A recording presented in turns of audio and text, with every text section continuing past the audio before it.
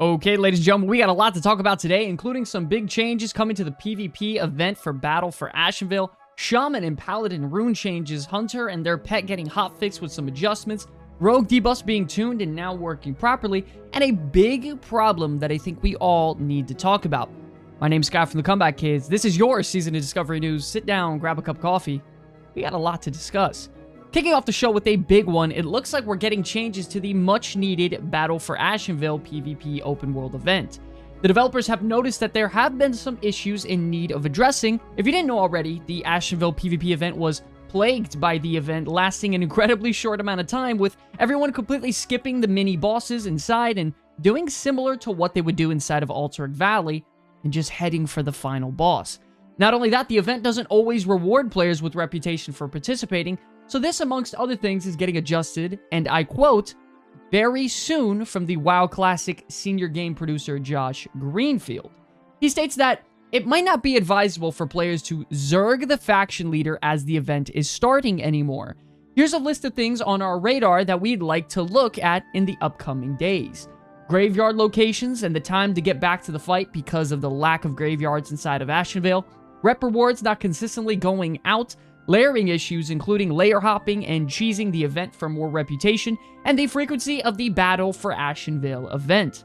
To be honest, it did feel like a lot like retail World of Warcraft. I simply went in looking for group, hopped into a raid group, and in less than a few seconds, downing the boss and just moving about my day, as simple as that. But now, as of last night's changes, as you can see, the December 6th hotfix, they now state that the Lieutenant and General NPCs in the Season of Discovery Action Vale PvP event now have much higher health. Generals are now immune to damage until all of their lieutenants have been defeated, and while no lieutenants are dead, generals and their nearby allies gain 1,000% increased damage, making it pretty much impossible for you to just rush the end boss and get it done quickly. This is an absolutely amazing change from Blizzard, and they did it within a few days of them even noticing. So now the Action Vale PvP event should be good to go. Moving on now to the Clash Changes segment of the show, it seems that the rogues are getting some fixes when it comes to their Saber Slash and Deadly Poison rune abilities. It seems like there was a pretty big issue with the way all these runes work while in groups with other rogues inside of SOD. You know, beforehand, your Deadly Poison and Saber Slash damage over time effects will only work to benefit the first rogue who actually applies it, which would only be really good for one of their DPS and leaving the other one lagging behind significantly. The thing is, as it turns out, it wasn't technically a bug per se, it was just simply the behavior with debuff stacking the same way as they were on Classic era servers. Now though, this doesn't mean that they're going to do this with every spell in the game, don't get me wrong.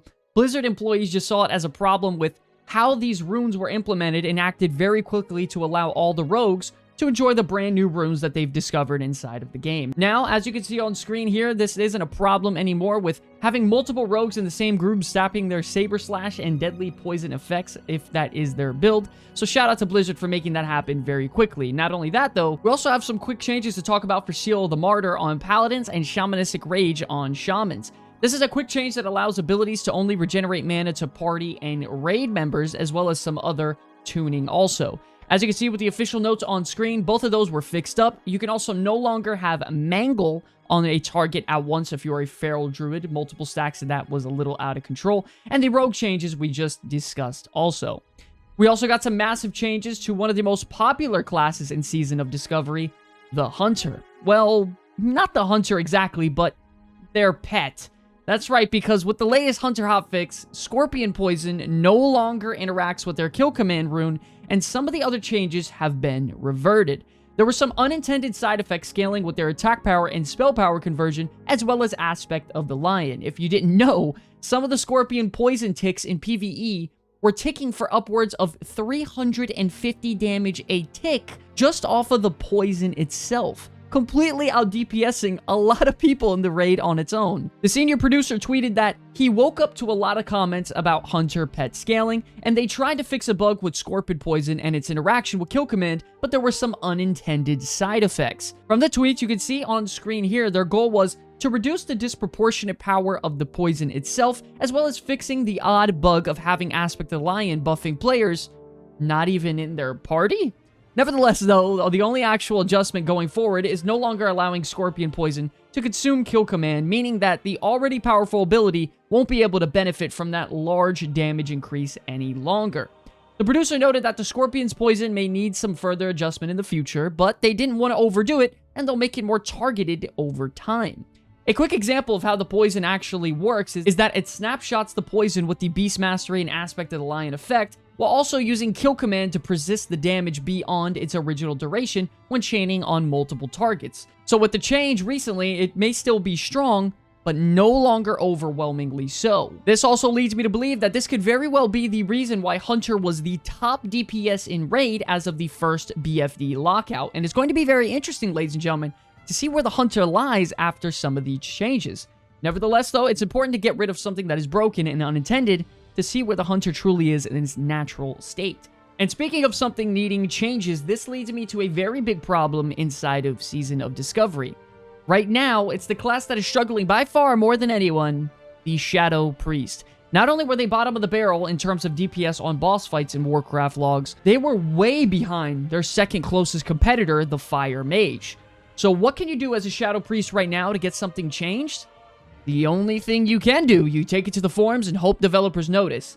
This Shadow Priest player states, Void Plague is still worse than Shadow Word Pain, Homunculi is terrible and we have no control over what they attack or the pets in general, Mind Flay is weak at level 20, and I can't find a group where I'm allowed to DPS in because we're stuck healing as we're the best healers in the game at the moment. Anyone else feel like Shadow Priest is trash? Everyone from what I'm seeing is telling me to wait until level 40, but we will still have mana issues and trash damage if none of this is talked about. Now, one thing I will say, ladies and gentlemen, is that Shadow Priest is definitely an endgame class. I mean, Mind Flay early on is very weak, and the damage over time effects in general of the Shadow Priest is negligible. No Shadow Form and lacking overall mana regeneration is deadly to this class overall. I do think that it is quite unfair that there are classes like the Druid where all 4 of their specs are amazing and bring unique buffs to the table and really top the meters in all aspects of the game, and then you have a class spec like the Shadow Priest bringing 0 unique utility and the lowest damage overall in the game. I highly suggest giving Shadow Priest some sort of mana regeneration effect like they did in the Burning Crusade to give them enough utility to want them inside of your raid group. It's okay if the damage is a little bit on the low end, as long as they're keeping everyone's mana high as well as their own. That should solve a lot of problems and generally be a good place to start. Now, moving on to the next thing, have you ever noticed that whenever a new expansion of World of Warcraft or phase is released, everybody races to the finish line to finish the raid as quickly as they possibly can and just finish the game? I mean, in Season of Discovery, the BFD raid was completed in less than 19 hours of the entire game being released, which is absolutely mind-boggling to me. Now, of course, I'm not saying every player is like this, but if you leave World of Warcraft players with all the content on the table immediately, they're going to rush and try to complete it as quickly as they can. Now, usually what's been a pretty standard practice is that in both Classic and Retail, the raid is usually released a week or 2 after the actual launch of the game. And this is exactly what this user on the forums is talking about. He states that this is done so people don't feel pressured to level so quickly and can engage with the leveling content and open world as much as they can, which was intended. The whole point of Season of Discovery is that we spend time scouring the world and exploring to find all of our runes. Not only that, rushing to do the raid ASAP eliminates the pre-raid best in slot phase of things because people just go straight into the raid as soon as they hit level 25. I really hope Blizzard will consider changing this in Phase 2 because right now, it's guaranteed to happen again. This is something that I've personally emphasized to players, whether they be new or veterans, many times over the last couple of weeks. Rushing to max level to complete the one raid we have for at least a month and a half is probably the worst thing you could possibly do. You have to remember, ladies and gentlemen, everyone is capped at level 25. Even if you didn't play for a week, it's very manageable for you to catch up and complete all the content there is to complete. Ladies and gentlemen, Season of Discovery has been out for 7 days, and people are already complaining that they're bored and there's nothing to do. But here they are, rushing to the endgame, spamming dungeons to grind XP and full clear the raid within the first weekend. Don't destroy your experience of something like this because it's only happened once in World of Warcraft's lifetime. So do yourself a favor and enjoy the game and take your time.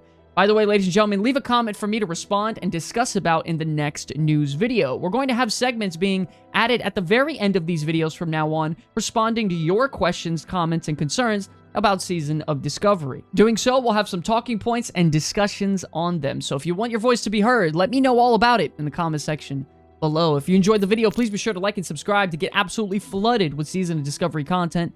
I want to thank you all so much for watching this video. It's an absolute pleasure to be making content for you all.